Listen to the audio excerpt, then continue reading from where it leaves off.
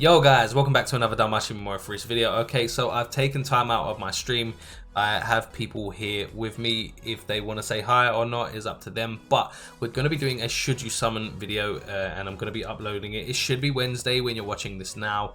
I wanted to get it out before the banners, so you are, not that it's important, but so you're informed on what I think and what my take on these units are, and where I think you should stand on if you should summon. Anyway, so we're going to look at Argana first. Before we go into anything else, I always have to look at the stats. The artwork, I'm going to tell you right now, usually I'll sit here and be like, oh yeah, the artwork's great. No, I'm not impressed with this artwork. It feels kind of meh, but then a lot of the artwork recently that's come out, I've said the same thing, it feels really bland. So I don't know. These stats, however, you can clearly see that she's orientated towards wargame, and I do apologize if you can hear traffic outside. I have my window open, it's kind of hot. Hopefully there won't be much more. Anyway, no, stats clearly orientated towards wargame, but let's look at the skills. So her SA, AoE ultra dark physical attack with an ultra on guard and temporary great strength boost, and gives for 3 turns a self strength and dark damage buff of 80%, as well as a 50% AoE resistance buff. Now, outside, I'm going to say right now, outside of wargame for like AoE content, that is going to be so great. We're talking if you get her in the optimal setting.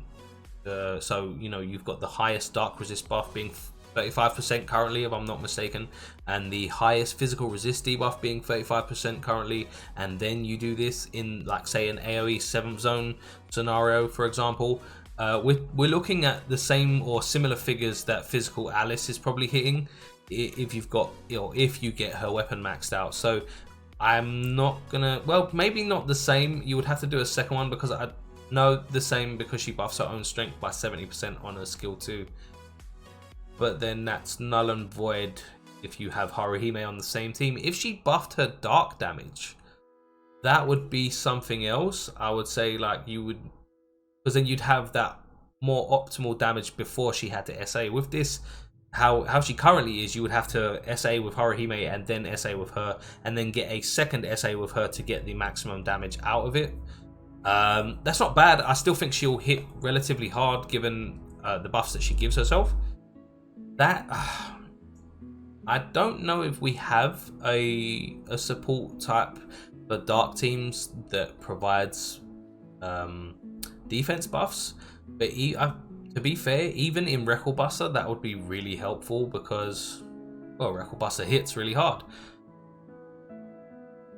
Well, I think currently in Wargame we have enough counter stall teams to make that skill pretty useless.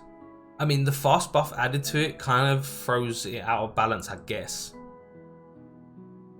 Like, you'll get, I think if you're against the counter stall team, you'll probably get at least 1 or 2 turns out of it with the buff before it starts to fall apart for you. But I don't see that as I mean, it's great, don't get me wrong, for dark in general it's great, but for wargame specifically, I don't feel that that's going to be a massive power spike for your team. Skill 2, AoE high dark physical attack, ultra uncounter rate, and for 2 turns self strength buff plus 70%, and AoE resist plus 40%. That is for wargame pretty damn crazy. Now, it's only a higher modifier, but ultra uncounter plus the self buff as well as the AoE resistance, again, counter stall teams may counteract that, but given that it's got an ultra uncounter, meaning the chances of it being you getting counter attacked from using that skill are highly reduced, it's a pretty safe bet that if you can spam that with the plus 70% strength, she's going to hit relatively hard anyway. So I mean, I give that an okay. That's a solid skill. I can see the balance of the ultra uncounter with the high dark, but I never like seeing a unit that doesn't get a super modifier. So it's up in the air on that one. It's a big question mark for me as to whether that's I mean, and it's not really, I don't want to say it's a bad skill, but I don't like seeing units without at least one super modifier somewhere. It feels like they lack damage, but And given that she only buffs her strength, not her element damage type, it's kind of takes away her viability outside of Wargame a little bit, and puts more strain on her SA to be able to accommodate that buff. Anyway, so skill 3 is a high dark physical attack, single target might I add, with an ultra unguard and ultra unguard as well. For every AoE resist buff on self, skill damage plus 40%. So it's your typical mechanic. She's going to get an additional 80% damage on that if she buffs her own AoE resistance and has an assist as well. I'm not going to look at the passives because they are what they are. Except for Ogre Killer, she's basically, when the True Familiar Royale comes about, they want you to use these units. That's the whole point of it. Overall, I think out of the 2 adventurers, she is more viable outside of Wargame, and I do like the fact that she buffs her own dark element with her SA and not just the strength. So that gives her a couple more points in my book to being more worth summoning. But we're going to move on to the next unit. Sure that it's on the screen correctly there. Okay, so again, this artwork, I'm not going to say, you know what, I like this artwork more than the other. The Poison Aura, obviously a thing. I like how they've done it. It is cool. It's not the best art I've seen from them, but it's not the worst. I suppose I can give them, you know, brownie points just given the fact that she has a really skimpy outfit to begin with, but it is what it is, and sometimes the heart wants what it wants. And I want lewds, man. I want lewds. Anyway, no, so stats. Decent strength, decent agility. Again, you can tell basically another Wargame unit. Across the board, I can't see a problem with her stats in general. But when we look at the skill set, I do have some issues here. When I did the news video after I first saw what these units were, I was a little bit sorry, to say the least, because I don't think it's okay to keep power creeping units and then throw in something as cancerous as poison ailment. But it's how unbalanced it kind of feels to give a unit the ability to do 35%. If I'm not mistaken, it's maximum HP damage. So, or is it? No, I think is it current or maximum? If it's maximum damage, the 35% damage is already broken anyway. If it's current HP damage, then it gets weaker the less health you have. So it is more balanced, but giving that same unit another skill that lowers your resistance to that ailment by 75% puts you in a position where you have to, if you're worried about it, or if your team is weak to ailments, you kind of have to make sure that you're running an assist that has ailment resistance as well as armor that has ailment resistance, and I don't really appreciate that. But after a little bit of consideration and speaking with people that know better than me for Wargame, I understand that you're probably not going to come into a scenario where this unit becomes your bane or the bane of your existence until you hit King 1, and the majority of players that hit King 1 just stay at King 1, so they are not your issue. I was a little bit salty because I'm one of the smaller group of people that can actually get into Jester, and this is where I'm going to run into this pain in the ass probably more than I'd like to. And I don't want to run ailment resist anklets, and I probably won't have to. Because chances are you're going to see these on physical rush teams, and I've got Ardy, so I'm good. So maybe I overreacted somewhat as to how counterproductive ailment is going to be into the meta. I don't see it shifting anywhere. Outside of that, I'll go over her skills and then I'll give my opinion on whether she's viable outside of PvP. So the SA AoE Ultra Dark Physical Attack with an Ultra Pen and temporary Great Strength boost for 3 turns, 40% HP poison. Completely useless outside of Wargame. Completely. She may do a lot of damage with it based on the stats because she gets a Great Strength boost, but using it would be a waste if you have someone that could hit the same or higher, because outside of Wargame, you're not poisoning anybody. And I think that's where the devs kind of messed up. If they unlocked certain ailments for certain bosses and certain stages, it would give players more teams to work with. You know, like if you came against a boss that was weak to a certain element, but also was weak to poison, if you didn't have that element but you had poison, you could still potentially complete the content. It gives players something to work with, and I think that is one of the things the game's missing as it is now. Skill 1, AoE for 4 turns, penetration rate and physical resist minus 30%.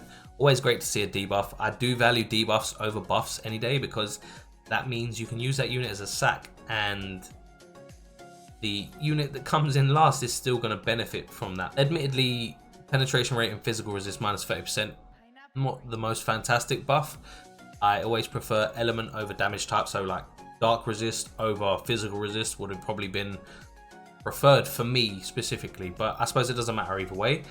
Gains 3 additional actions of a low dark physical attack, and for 1 turn 35% HP poison. Now, I did skip over the fact that her poison only lasts that 1 turn, but if it's max HP poison, that's still pretty damn strong. That's 35% of your total health taken away, regardless of what your current health is. If it's not max health percentage, then you're okay. Skill 2, super dark physical attack with ultra penetration, temporary strength boost, and for 2 turns, self strength and poison resist minus self strength plus 70% and poison resist minus 75%. It's a damn powerful debuff right there, but only in Wargame, and I will admit I did overreact way too much in the news video. I was so salty. Mainly, I think, you know why I was mainly salty is because I worked my ass off to get to just 2 every time Wargame comes around, and it just doesn't happen. So to think that I now have to combat ailment as well, it was just me being selfish, I guess. It's not going to really affect the larger community. Skill 3, high dark physical attack, ultra crit, and if the enemy's poisoned, skill damage plus 60%. This I don't feel is she's a Wargame unit. She's going to be useless outside of Wargame, and to give her a 60% damage, I can see where you were trying to balance it out, because obviously if they're poisoned, they're taking that 35%, so they're going to take the 60% plus the 35%.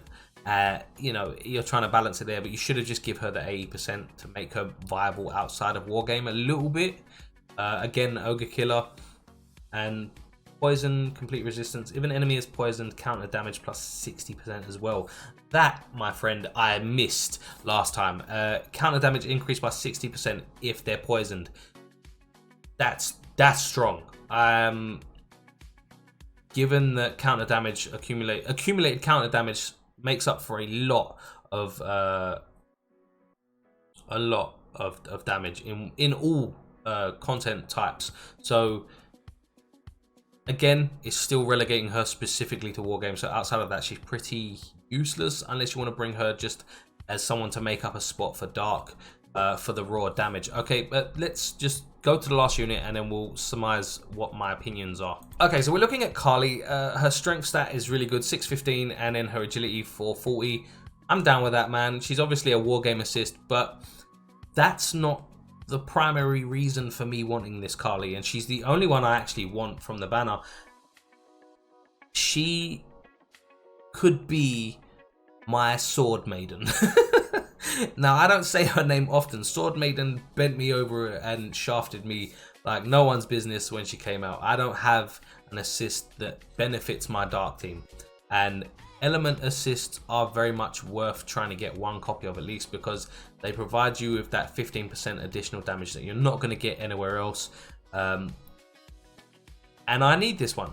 And I always say there's criteria that you need to look at as to whether you work out if you should summon or not. Do you need the unit? What is your account missing? What game modes is it going to help you with? Do you need help in those game modes? These are things that you need to ask yourself before you actually logically think, especially if you're free to play, should you summon? Now, my overall opinion right here, if you can get to King 1 without an issue, and that's where you stay like the majority of players, you don't need to summon beyond 1 copy. Or do that first guaranteed step at least and just hope that you get Kali. Or even be greedy. Pray to the RNGesus that you get multiple units in that 1 summon so you can make up the CP difference later on. Does your dark team need a little bit of a buff? If it can still work like mine at the minute, I've been running Armid Otal and Goblin Slayer for a very long time. It still works. I won't be summoning for those other units. Same as you, if your Dark team does not need that buff desperately, you can skip. Now, it's not always the same for all banners, specifically these banners, because they are bait banners. We have celebrations coming not that far away, and that's the whole reason that my logic is changing when it comes to advising whether you should summon or not here. Because I need to assume that celebration banners are always going to be, oh, we need to summon, and they have to be strong. I could be wrong, but why risk it? You know? Overall, for the majority of players, like if you're a whale, you won't be watching me anyway, so the majority of players, should you summon? There are specific people that probably could summon. If you are new, for example, there's a viewer right now who's new, he has 9,000 iris. Yes, clear the damn banner. You've only been playing for a little while, clear the banner. You've got enough iris to spare, go for it. You need to make up the units that you don't have in your account. Other than that, unless your Dark team needs a buff desperately, unless you're struggling to get to King 1, which I doubt it, you don't need to summon. So my advice, the majority of you probably just do the first guaranteed step and skip. Other than that, you don't need. Anyway, guys, that's going to be the video. I hope you enjoyed it. Please make sure to drop a like if you did. Subscribe if you're not. Social media links in the description. And as always, I love you, and I'll catch you later.